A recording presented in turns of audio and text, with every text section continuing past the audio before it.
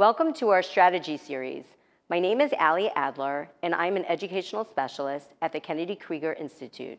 I work as part of an interdisciplinary team in a day rehabilitation program for children and adolescents with a variety of diagnoses and conditions, including acquired brain injuries. This video series will focus on providing educators knowledge about classroom strategies to help children and adolescents who have sustained a traumatic brain injury and may struggle with attention, memory, executive functioning, and emotional regulation. Those are just a few of the areas that may be more challenging after a TBI. Unfortunately, there are other areas that we don't have time to go into during this series. This overview will hopefully be a starting place for many of you, and with the knowledge you have gleaned here, we hope that you will feel more empowered to help a student of yours optimize their potential in the classroom.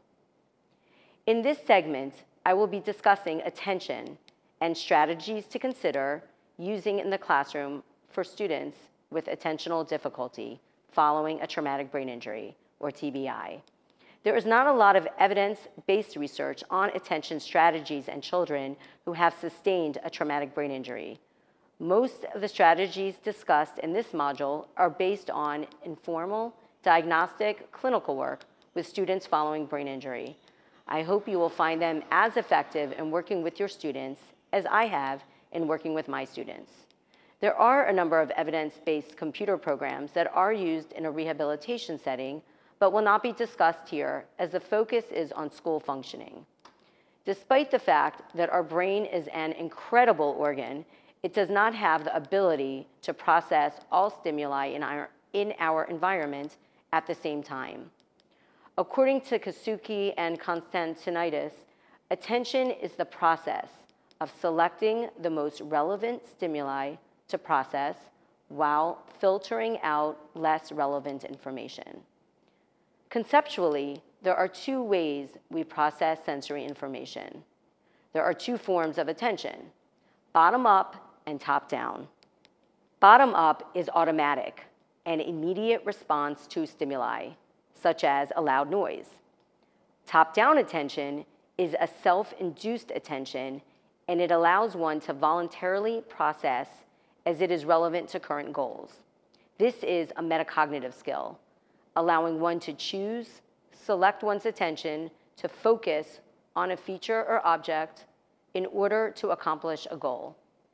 As Carrasco describes it, stimulus-driven versus goal-oriented. Both bottom-up and top-down attention require direct attention to an object or location to evoke neurofiring to that activity at that moment. For the purpose of this presentation, I am going to focus on top-down attention, which is what is constantly required in a classroom setting.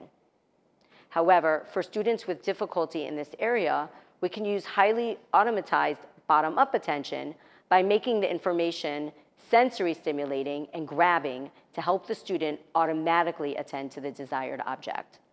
Top-down attention is a higher level skill that is often closely paired with other cognitive tasks, such as processing speed, memory, organization, and initiation.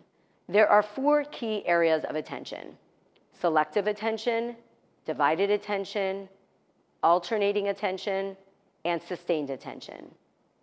Selective attention is the ability to choose one stimuli over another, the ability to block out certain stimuli while focusing on another, such as listening to a conversation in a restaurant while with competing sights and sounds. This requires one to ignore distractions. Divided attention is the ability to attend to more than one environmental factor at the same time. In truth, we seldom are able to pay the same amount of attention to both things, and one task may be more automatic than the other, such as listening to the radio while driving or talking on the phone while cleaning the house. We generally use the term multitasking to describe divided attention. Alternating attention is the ability to switch your focus from one stimuli or activity to another. This task requires cognitive flexibility, as one will need to shift from one task to another and then back again.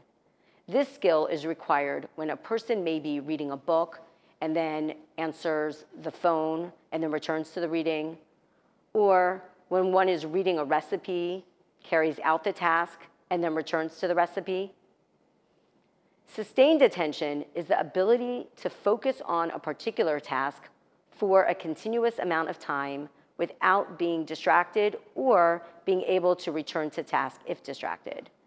This task is required throughout the day on a job or in school. Some examples include reading a book, completing a worksheet, or writing a report. Sustained attention is frequently referred to as attention span. Attention is the entranceway for cognitive tasks. One needs to be able to attend to the directions to complete the task. One needs to be able to attend to the lecture in order to remember it. One can think of attention as the base for all higher level cognitive tasks. Individuals who have difficulty with attention following brain injury may manifest a similar presentation as a student with a diagnosis of ADHD. However, there are several distinct differences. From a neuroanatomical standpoint, there is a distinct neuropresentation for individuals diagnosed with ADHD, while in individuals with attention difficulties following TBI, there are not the same findings. While attention is thought to be primarily mediated in the frontoparietal areas of the brain, issues with attention are present among individuals without damage to that particular area.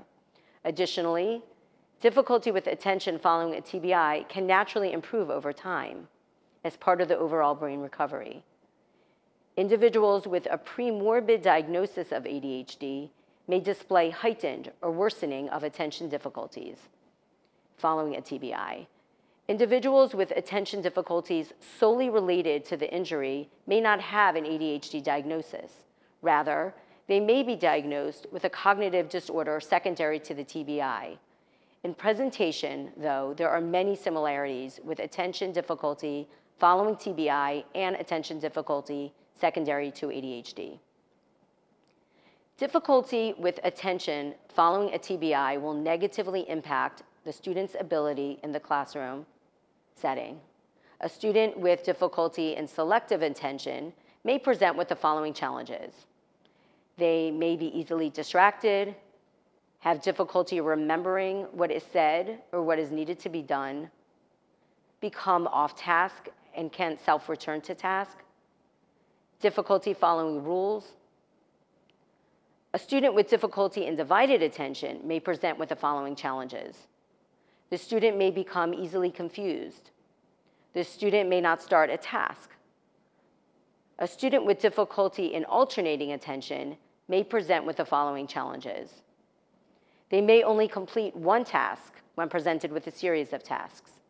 For example, the student may listen but not take notes. Difficulty with change in the schedule routine may be presented. Difficulty attending to new tasks, such as they may be stuck on the previous task and may present as perseveration. The student may make off-topic comments because they haven't switched tasks. A student with difficulty in sustained attention may have the following challenges. They may have difficulty attending to a task for more than a few seconds or minutes. They may have difficulty with increased length and complexity of language because they have lost their attention. They may not complete an assignment. They may start it and lose their sustained attention and may not complete the assignment. They may appear spacey or forgetful. They may demonstrate inconsistent performance. A student with difficulty with sustained attention may have difficulty following conversation and lecture and in working independently. A student with difficulty with attention may present as if he has higher level cognitive deficits. In truth, the student may have difficulty with higher level cognitive tasks as well, and it may be challenging to parse that out. However, we always need to start with attention. Attention is at the base of cognition, and difficulty with attention will impair higher level cognitive tasks, such as memory, organization, initiation, to name a few. If one cannot attend to what is needed, then they won't remember what to do because they did not attend to the direction and content. Therefore, the first step is to address attention. So what can we do to help our students with attentional difficulty? There is pharmacological treatment, there's cognitive training, and there's classroom-based strategies. So first off, pharmacology. Research supports the use of pharmacological intervention to improve attention for students following a brain injury. There's also cognitive retraining, which research supports specific tasks to help improve the attention of a student following a TBI. This is typically completed in an outpatient rehabilitation center. However, there are games that could be used in a school setting that specifically target attention, including memory, Spot It, and I Spy books. The third area of intervention is strategies. This is the key area for you as the teacher to help your student attend and stay focused. You can refer to this section as the ABCs of addressing attention difficulties in the classroom. So how do we assist our students? So A is for accommodations. There are a number of accommodations that we can help our students with that struggle with attention difficulties. We can direct the student's attention to task at hand, explicitly state what is needed. We are going to read a page 1. We can reduce distractions, both auditory and visual stimuli, keep the work environment simple, and provide headphones or study carrel as needed.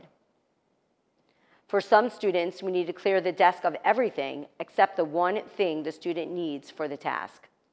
Sometimes it's needed to wait to put anything on the desk until it's time to start the task, because they may be busy attending to what's on the desk rather than listening to the direction.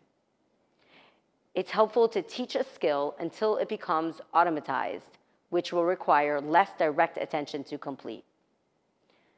You can help the student with organization in order to provide them with a framework to attend the task. When they're cognitively overwhelmed and distracted and disorganized, it's going to have a hard time, they will have a hard time attending. So clearing the area, helping them stay organized, can help them focus on the task at hand. Break assignments into smaller tasks to maximize attention span. This could entail less items, less clutter, focus on the main information. It's been found very helpful to provide a copy of notes so the student doesn't have to juggle between tasks. Provide written directions along with auditory directions. Teach one concept at a time. For example, if there's a required reading for a book that discusses 3 storylines for your student with an attention difficulty, you're going to have them just read one storyline at a time.